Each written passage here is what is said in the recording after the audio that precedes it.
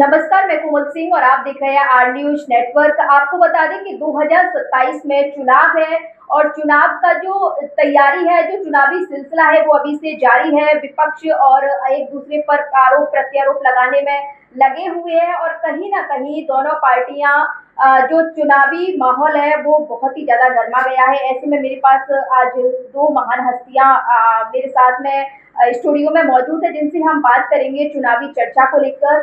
तो सर, आपका शुभ नाम? ओमदत्त कौशिक, एडवोकेट। सर, जो पीडीए को लेकर आपका क्या सोचना है, आप क्या मानते हैं? पीडीए परिवार डेवलपमेंट अथॉरिटी है अखिलेश यादव की, और अखिलेश यादव ने जो पीडीए की धारणा अवगत की है, इसका कभी वो पी से पंडित कह देते हैं, कभी पी से पिछड़ा कह देते हैं, कभी पी से अति, तो ये एक उनका मनगढ़ंत है। तो ये इनकी परिवार डेवलपमेंट अथॉरिटी है पीडीए का मतलब। ऐसा है, मैं भाजपा में जुड़ा हुआ हूँ, पदाधिकारी रहा हूँ। पिछले योजना में मैं मंडल अध्यक्ष था भाजपा से, और मैं जाति से ब्राह्मण हूँ, और ब्राह्मण भाजपा के साथ रहा है और भाजपा के साथ ही रहेगा। कभी अखिलेश मंच से कहते हैं अबे ओ मिश्रा इधर आओ, कभी कहते हैं कि ब्राह्मणों ने तो सारा सरकारी पद ही हथिया लिए हैं, अति पिछड़ों को क्या मिलेगा। और उनका जो प्रवक्ता है भाटी नोएडा से, वो कहते हैं कि ब्राह्मण तो वेश्या के बराबर है, जैसे वेश्या करती हैं वैसे ब्राह्मण कभी कहीं पहुंच जाते हैं। तो ये इनका जो बोलने का तरीका है, जो इनका ब्राह्मणों के प्रति विचार हैं, तो ये ब्राह्मण इनसे बदला लेगा 2027 में भाजपा के साथ जाकर। सर, कांग्रेस प्रवक्ताओं का कुछ ये भी कहना है कि जो आरएसएस है उसको लेकर उनका बयान है कि जो आरएसएस जो ग्रुप है, जो टीम है, वो कहीं ना कहीं जो पंडित लोग हैं, जो ब्राह्मण है, उन्हीं को ही अपने उसमें मेंबरशिप दिलाती है, अदरवाइज किसी जो भी वो है उनको इतना इंटरेस्ट नहीं दिखाता। ऐसा कहीं कुछ नहीं है। आरएसएस में हर समाज, हर वर्ग से आदमी जाता है और शाखा में बढ़ चढ़ कर हिस्सा लेता है। उसमें दलित भी, अति पिछड़े भी, ब्राह्मण भी, वैश्य भी, क्षत्रिय भी, सब मिलते हैं। सब एक साथ बैठकर संवाद करते हैं और सर्व समाज का एक साथ व्याख्यान करते हैं, और सर्व समाज एक साथ बैठकर भोजन भी करता है। ऐसा कहीं कुछ नहीं है। तो आरएसएस में, संघ में हर तरह की जाति है, हर तरह का आदमी है। सर, आपका शुभ नाम? मेरा नाम तनुज खन्ना है। मैं एक संगठन चलाता हूँ, राष्ट्रीय पंजाबी युवा संगठन, उसका मैं राष्ट्रीय अध्यक्ष हूँ। सर, आप एक राष्ट्रीय समाज से भी आते हो, तो बीजेपी को लेकर आपकी क्या मतलब क्या थॉट्स है, और आप बीजेपी को कैसे, आपकी उसमें एंट्री हुई बीजेपी सरकार? देखिए, बीजेपी में मुझे लाने वाले सांसद वरुण गांधी जी थे, तो इस समय सांसद नहीं है, और राष्ट्रीय महासचिव रहे, वो मुझे लेके आए थे बीजेपी में। और बीजेपी एक जो पार्टी है वो सनातनी है, वो एक हिंदू तत्व को लेकर चलती है, वो एक सम्मान करना जानती है। दूसरी पार्टियों की तरह नहीं कि सम्मान नहीं करना जानती, ये सम्मान करना जानती है। तो मुझे वरुण गांधी जी लेके आए थे, उन्होंने ही मुझे ज्वाइन कराई, और मैं ये भी चाहता हूँ कि आगे आने वाले समय में सांसद वरुण गांधी जी को आगे लाया जाए, उत्तर प्रदेश में आगे लाया जाए, ताकि युवाओं के मन में जो बात है वो आगे रखी जाए।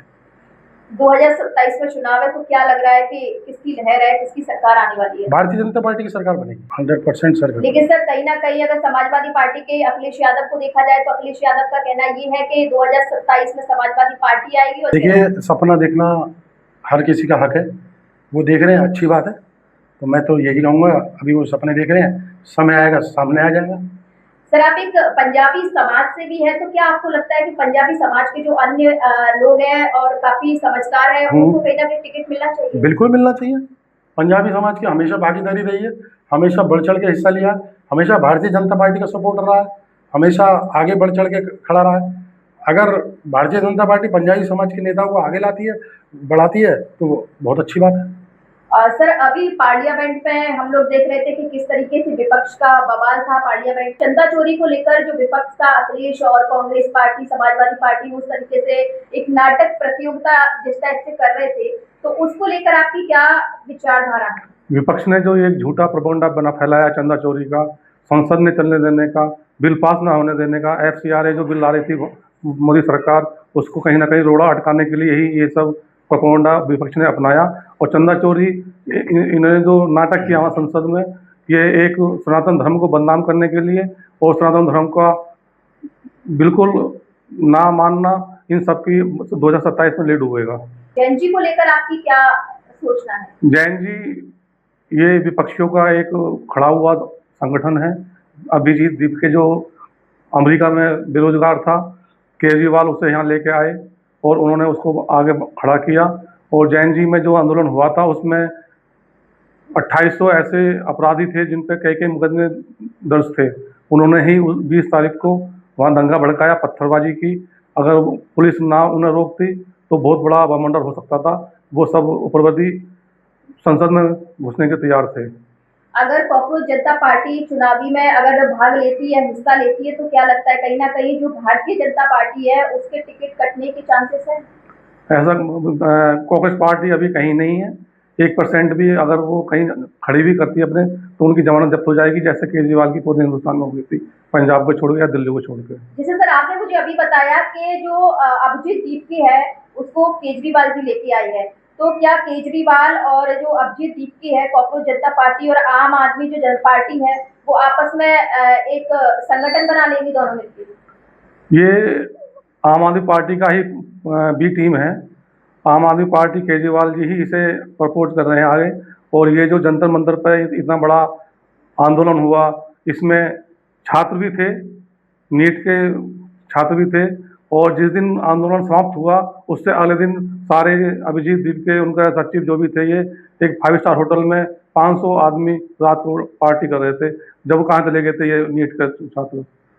तो ये जो प्रोटेस्ट था वो एक प्रोपोगंडा था? ये प्रोपोगंडा था FCRA बिल रोकने के लिए विपक्ष का। और वो नहीं चाहते थे कि ये बिल पास हो संसद में, इसलिए संसद नहीं चलने दी गई 20 दिन। अगर सर ये प्रोपेगंडा था तो फिर धर्मेंद्र प्रधान का मोदी ने इस्तीफा क्यों दिया? अगर वो इस्तीफा ना लेते तो आगे जाके कुछ और भी ज़्यादा बड़ा हो सकता था, इसलिए मोदी जी ने धर्मेंद्र प्रधान का इस्तीफा लिया। तो अभिजीत दीपके का तो यही कहना है कि कहीं ना कहीं मोदी सरकार जैन जी से डर गई है। ऐसा कुछ नहीं है।